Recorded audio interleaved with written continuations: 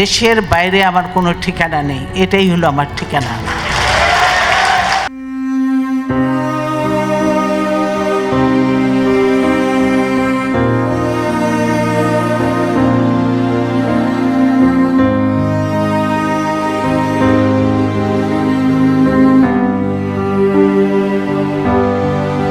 বাংলাদেশের রাজনীতিতে এক গভীর শূন্যতা তৈরি হয়েছে।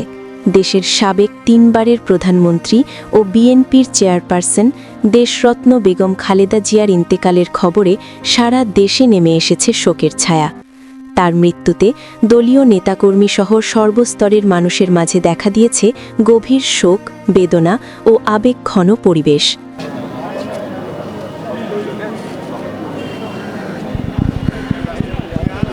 খবরটি ছড়িয়ে পড়ার পর থেকেই দেশের বিভিন্ন অঞ্চলে বিএনপি ও অঙ্গ সংগঠনের উদ্যোগে দোয়া ও শোক সভা অনুষ্ঠিত হচ্ছে। কোথাও চোখের জলে ভেঙে পড়ছেন দীর্ঘদিনের সহকর্মীরা, আবার কোথাও ধর্মীয় অনুভূতির মধ্য দিয়ে মরহুমার রুহের মাগফিরাত কামনা করা হচ্ছে। চট্টগ্রামেও এর ব্যতিক্রম হয়নি।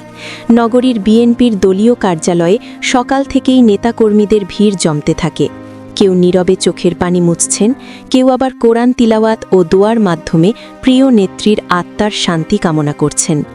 অনেকেই স্মৃতিচারণ করতে গিয়ে আবেগে আপ্লুত হয়ে পড়েন। আজকে আকাশটা যেন ভারী হয়ে আছে, বাতাসে প্রতিটা নিঃশ্বাস নীরব, শোকের দীর্ঘশ্বাস।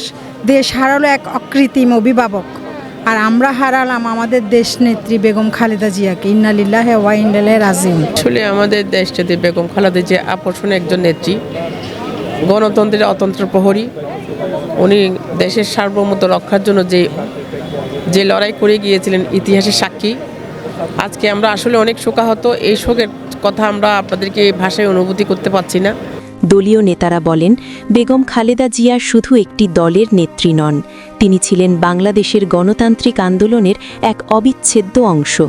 তার রাজনৈতিক সংগ্রাম, ত্যাগ ও অবদান জাতি চিরদিন স্মরণ করবে। তারা আরও বলেন, দেশের গণতন্ত্র পুনরুদ্ধারের আন্দোলনে তার ভূমিকা ইতিহাসে স্বর্ণাক্ষরে লেখা থাকবে। যে সাহস এবং শক্তিটা ছিল, আজকে সকালে যখন ওনার ইন্তেকালের খবরটা শুনে তখন নিজের কাছে খুব অসহায় মনে হয়েছিল। এখন আমাদের নেতাকর্মী সহ সমগ্র বাংলাদেশের মানুষের মধ্যে একটা শোকের ছায়া নেমে এসছে। রাষ্ট্রীয়ভাবে শোক ঘোষণা করা হয়েছে। এই শোককে শক্তিতে পরিণত করতে হবে। এখন শক্তিতে পরিণত করে দেশটিতে বেগম খালেদা জিয়ার আজীবনের যে স্বপ্ন, দেশের মানুষের ভাগ্য উন্নয়ন করা, গণতন্ত্রকে সুসংহত করা। দেখুন, এই শোক আসলে বলার ভাষা নেই যে আমরা এটা কীভাবে সহ্য করবো। এটা আমাদের পুরো জাতির অভিভাবক বেগম খালেদা জিয়া। বেগম খালেদা জিয়া এখন আর শুধু বিএনপির নেত্রী সেটা আমরা মনে করি না, দেশের মানুষও মনে করে না। পুরো দেশের মানুষ মনে করে বেগম খালেদা জিয়া বাংলাদেশের অভিভাবক। আপনারা দেখেছেন ইতিমধ্যে প্রধান উপদেষ্টা তার ভাষণে এই কথা বলেছেন। আমরা মনে করি বেগম খালেদা জিয়া দেশের স্বাধীনতা সার্বভৌমত্ব রক্ষা করার জন্য যে সংগ্রাম করেছেন, হার মানিয়েছেন। এবং আমি মনে করি আগামী কয়শো বছরে এরকম একজন মহিষী নারী বাংলাদেশের জন্ম নেবে, এটা কিন্তু সন্দেহ আছে। আমরা মনে করি আজকে যে শোক আমাদের মাঝে, দেশের জনগণের মাঝে, এই শোককে শক্তিতে পরিণত করে ওনার আদর্শকে বুকে ধারণ করে আগামী দিনের সকল কর্মকাণ্ডে আমরা নিজেদেরকে, আমাদের দলীয় সকল নেতাকর্মী নিজেদেরকে উৎসর্গ করবে, কাজ করবে। এটাই আমাদের বিশ্বাস, আমাদের প্রত্যাশা।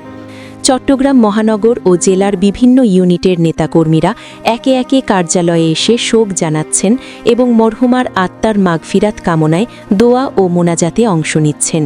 এ সময় এলাকা জুড়ে এক হৃদয় বিদারক পরিবেশের সৃষ্টি হয়।